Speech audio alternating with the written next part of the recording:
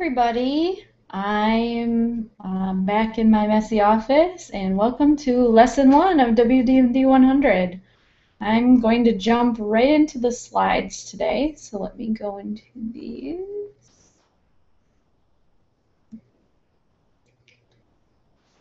Okay, so we are going to start off, oh good, and you can see my mouse. Perfect. We are going to start off here, interpreting art. Just to go through some of the basics of art and creativity and the basis for this entire course, we have to go through some of the simple features of art. First of all, I want you to take out a piece of paper and a pen or pencil and draw me a book. You can also draw it on your computer too if you're skilled enough with a mouse, or if you have a tablet to draw. I'm just going to give you a minute and you can draw me a book. This is something you'll have to upload later to D2L.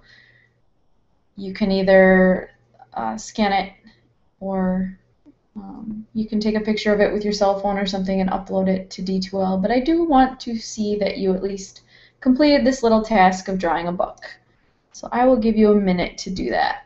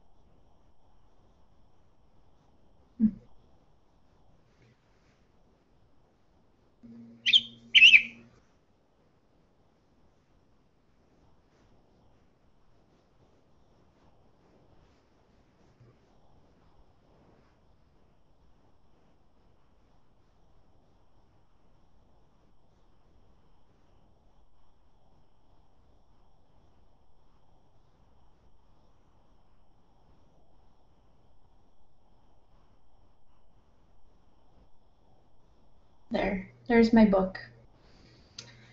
I'm guessing that yours may look something similar. We'll hold on to that for later. Back to the slides.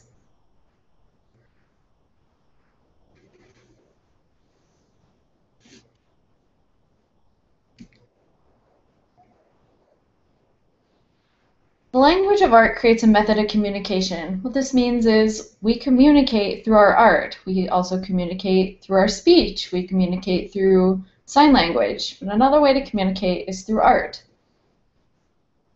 There are 7 elements of art, and these are ones you are going to have to know. The first one is line.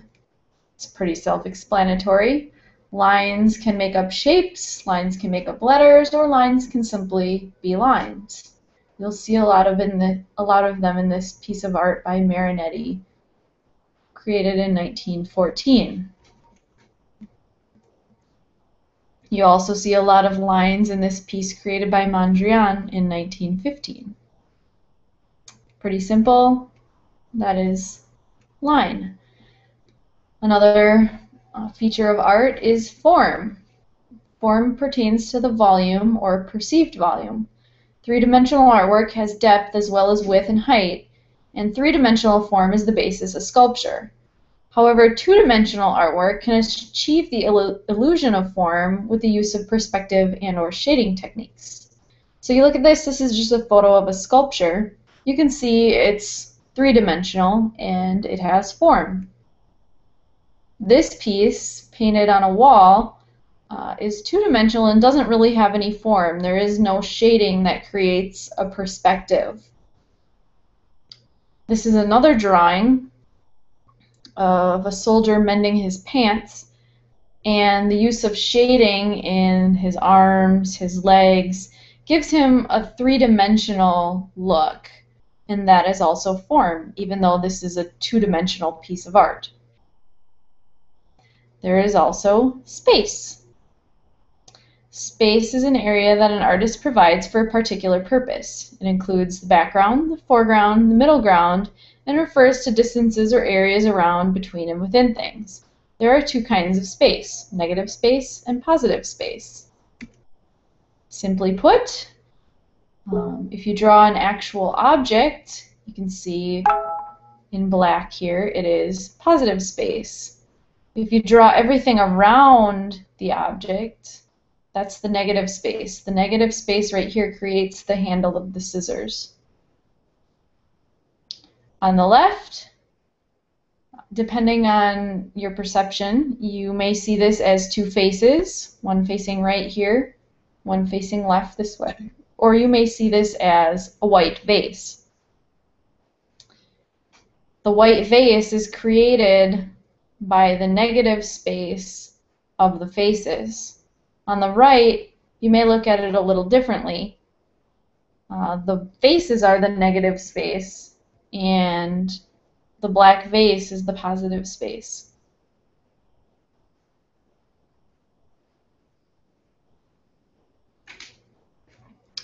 You'll see this a lot in clever logos and a lot of clever designs, the clever use of space.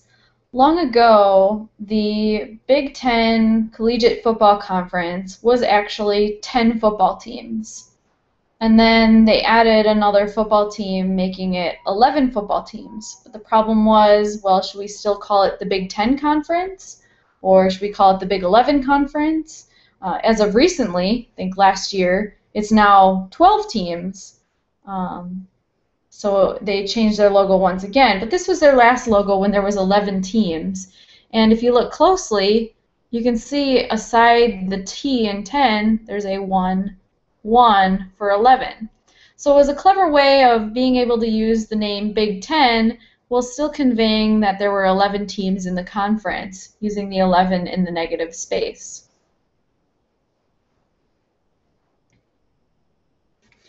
Color is another element of art. It's produced when light striking the object is reflected back to the eye. I'm not going to go too much into colors. I'm guessing you all know your colors of the rainbow. We are going to go into color a little bit more in depth later on in the semester, as far as different color blindness issues with your eyes, things like that. So we'll breeze through these. Here. This is just a painting that utilizes a lot of bright colors. Art can be primarily one or two colors. This is mostly orange and some black. Value. This is something we're going to spend a little bit of time on. Value is the lightness or darkness of tones of colors. White is the lightest value, black is the darkest. You may have heard this also referred to as grayscale. Value halfway between these extremes is called middle gray. Grayscale goes all the way from white to black. Right?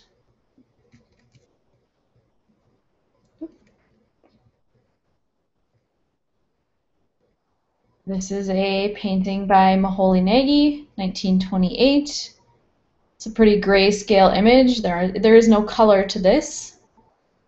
You can perceive value with color rather than black and white. All of my examples are black and white. If you have a color image and you want to show its value, you basically convert it from color to black and white, and you can tell where its values are. This is a great example of a painting or drawing that is of full range of value. What that means is that it has things that are pure white, like maybe this little guy over here in the lower left corner. It has areas of pure black. Some of these shapes are pure black. And it has areas that are in the middle. So it crosses the entire grayscale range of value from white all the way to black. This is the opposite. It is not a good range of value. It's limited range. It's just basically the same simple middle gray. You can describe value as being high key. It's a piece of art here that is mostly light colors or white. so that is considered high key. Or the opposite, oh, this is also high key, a value that is mostly white or light. And even though it does have areas of black, the piece is primarily white, which makes it high key. The opposite is low key, value that is mostly dark or black. So this photo, even though it has some areas that are white, it is mostly dark or black, which makes it a low key piece of art. This is just a random photo of people in a basement, and because it is also primarily dark, you can consider this one low key as well. And this painting that we saw earlier that has a limited range of value, you can't consider it either high key or low key. It doesn't really have a name. It's just neither of them. So here's where we get into the histogram. You may have seen a chart like this before. You may have seen it on the back of your camera, which I will get into a little bit later. What it is it's a graphical representation of the value in a picture, painting, or photograph. This chart, for example, is looking at a picture because it's showing number of pixels of that tone. So on the left, what you have is everything in the picture that is pure black. On the right, you have everything in the picture that's pure white. Because on the right it spikes and there's more up there, it means that this particular picture that this histogram is for is probably going to have more whites than more blacks in it. So maybe it's a high key picture. So let's look at this. This high key image shows that there is, there's a little spike of black on the left, and that's probably these pieces right here, because there is a little bit of black in this picture. And then there's but a straight line at the bottom, because there really isn't much gray that's in the middle. And then as we get to the whites, there's a lot of white, and even over here off the charts, there's stuff that's pure white, like this whole region right here. So this is a histogram that shows a high key image. So what do you think the histogram would look like for this middle gray image? That's going to be D, because grays are in the middle of the graph, and there's a lot more gray in this picture than there is black or white. In fact, there is no black or white. So it's going to look like this, a little hill. That is D. What about this image? This one is primarily low key. There's a lot of blacks, so it's going to be shifted to the left a bit. There's going to be a higher graph on the left. And there's a little bit of white, which is this little spike here on the right in box C. So this one is C. What about this one? This one has a lot of black and it has a lot of white. And it has some in the middle too. This one is going to look more like A, where there's spikes on both sides of the histogram. There's an upper area of blacks, and there's a higher area of whites.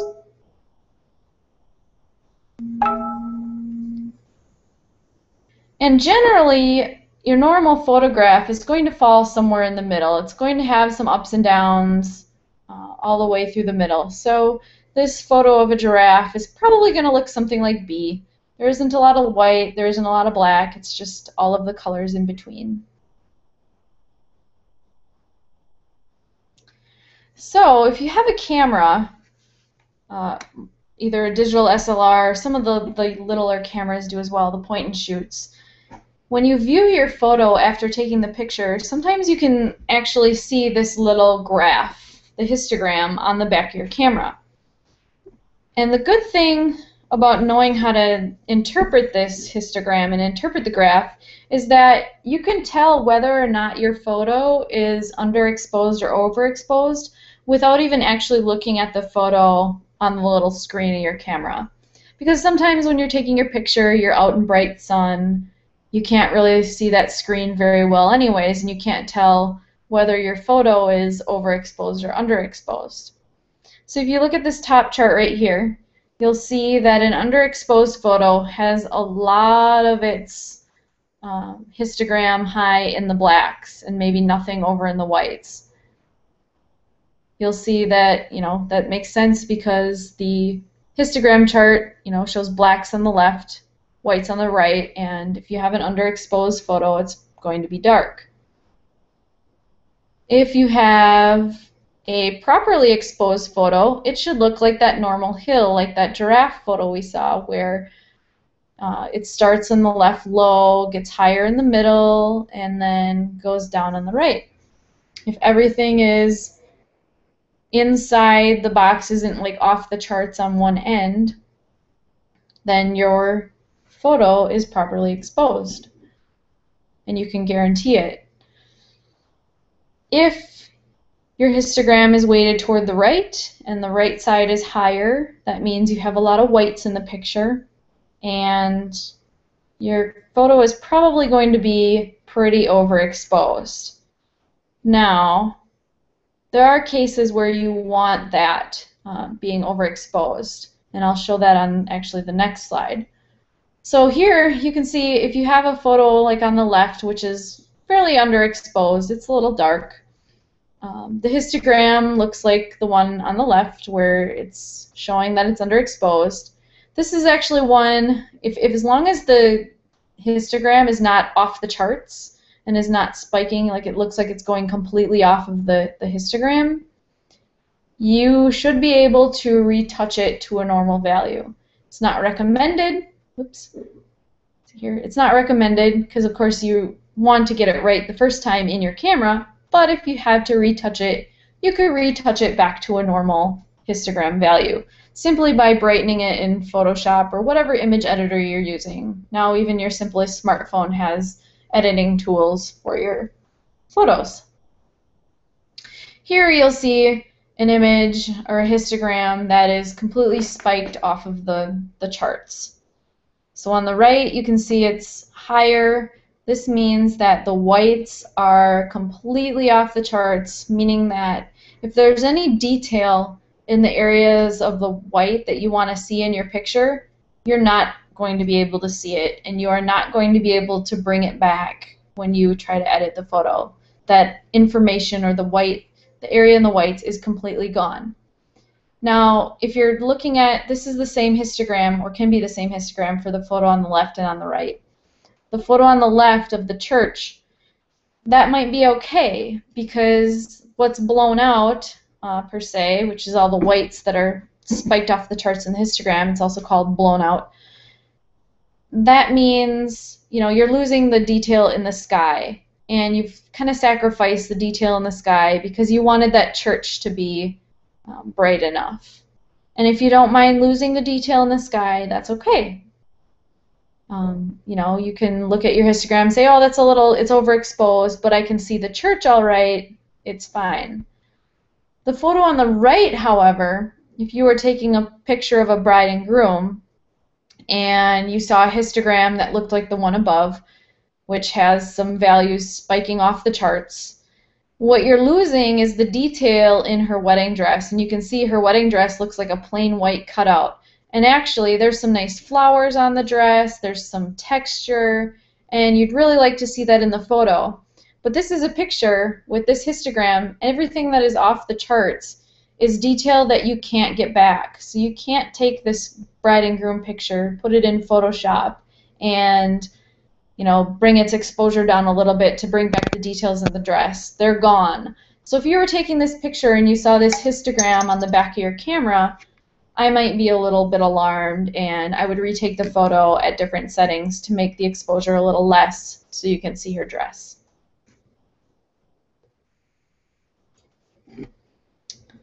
So let's go into texture. Texture is another element of art. It's used to describe either the way a three-dimensional work actually feels when it's touched, or the visual feel of two-dimensional work. Since we're not actually in the classroom, we can't feel anything, so we are going to do the latter and look at some visual feel of two-dimensional work.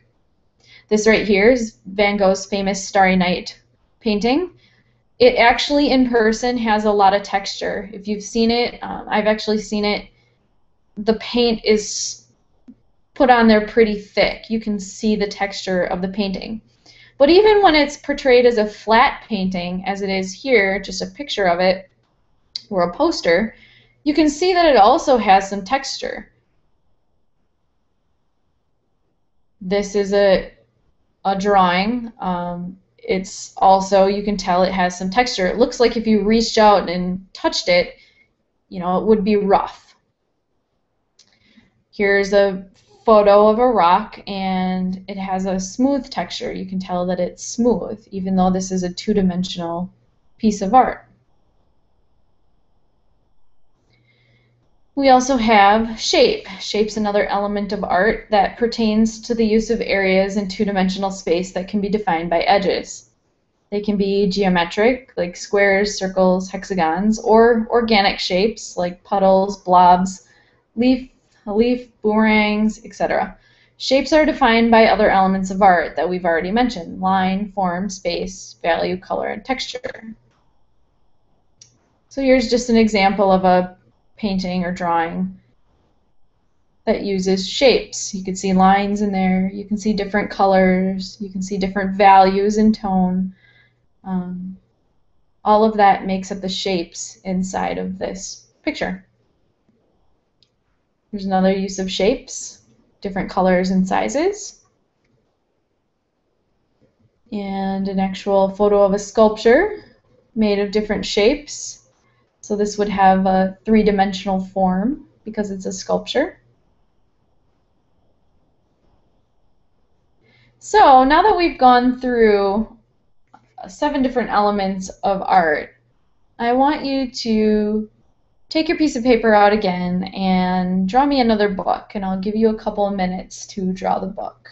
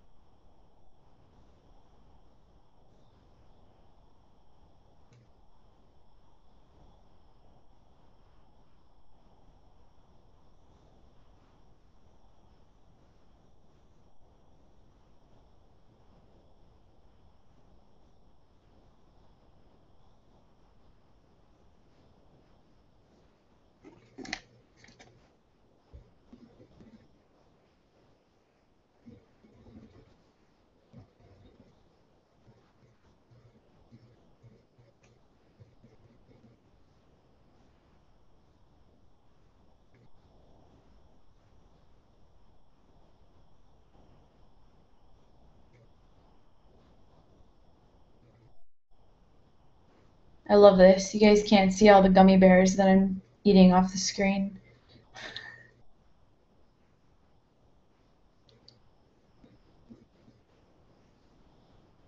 Okay, so how many of you have a book that looks a little more advanced than your first book? Maybe you used a little bit more elements of line. Maybe you took some of that into consideration. Some shading, some value, gave it some form. What I want you to do is to also, we're going to be uploading that to D2L. So I'll create a Dropbox. Again, you can either scan it in and add it, or you can take a picture of it with your cell phone and post it. Either way. You can redraw it on the computer if you want to draw it on the computer. I just want to see the two different books you drew and how the first one progressed to the second one. So I'll create a Dropbox for that. That is one of your assignments for today. Back to the screencast.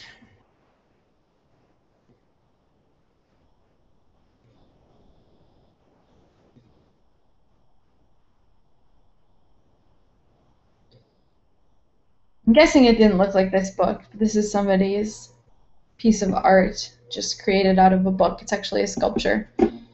So I do want you to remember to submit your book's drawings to D2L, and those will be due the next class period.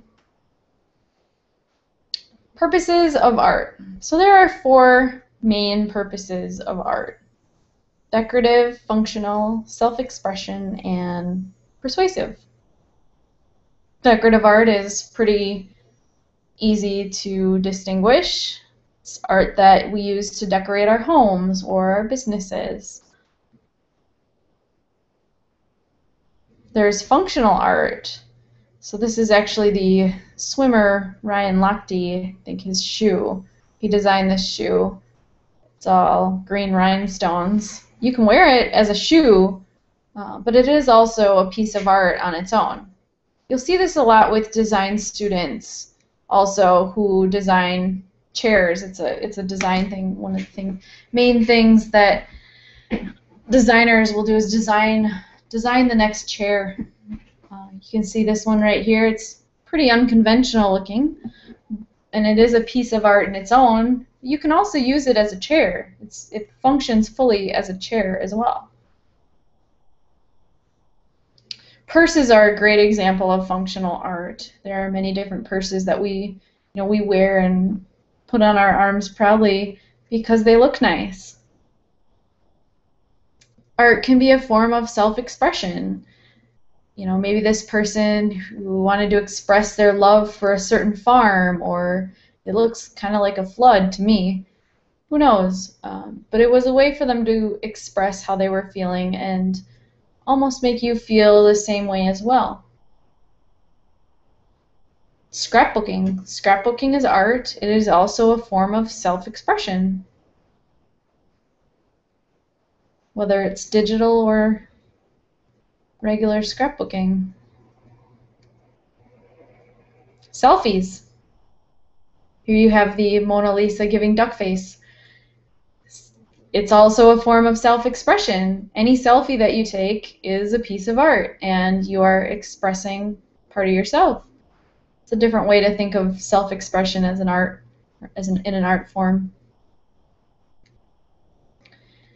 Art can also be persuasive. So I'm betting you can guess where you might see a picture of a family like this. I'll give you a hint. Look at all their nice, perfect smiles and white teeth, right? This one came from a dentist office. And it is persuasion by the dentist office to try to get you to come in and get your teeth cleaned or get braces, and your family can be perfect and smiley and happy as a result, right? You also see a lot of persuasive art in politics.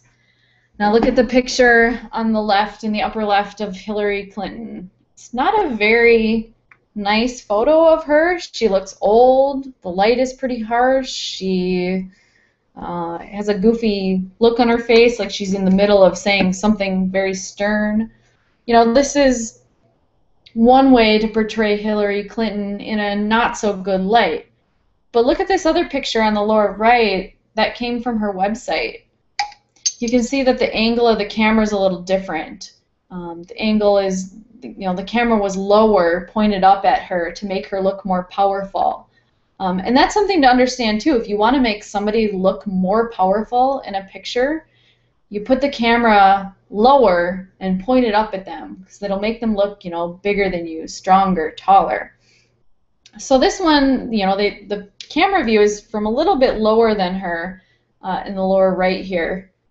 See, in the lower right. And it makes her appear more powerful. They've also done some retouching, of course. They've removed a few wrinkles, I'm sure. They also use proper lighting, which is also more flattering, rather than the upper left corner photo, which is probably some sort of stage lighting, bright lights on her. So you can see that you can persuade someone to look at Hillary Clinton in a totally different light just by these two different pictures. You know, in the upper left, she looks tough and not very friendly. In the lower right, she looks friendly and inviting. You know, this is something that the news media outlets do all the time is, you know, you'll see like something like Fox News, which is more Republican based. They wouldn't be agreeing with Hillary Clinton. They'll put more pictures out that look like this in the upper left, whereas like MSNBC, something that's more democratic, her own, you know, promotional materials, they'll use a photo that's more inviting and friendly. It's all the power of persuasion. Here's another photo. This is one that, you know, portrays President Obama towering above some of his supporters, saying get involved, is trying to persuade you to join Obama's campaign.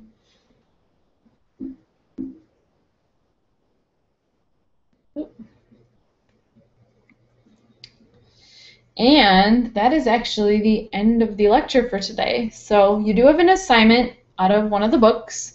It is to read the How to See chapter of 100 Things Every Designer Needs to Know About People.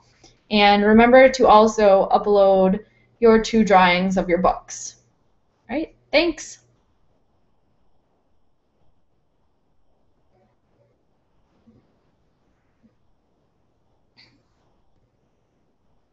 And again, of course, if you guys have any questions, you know how to reach me.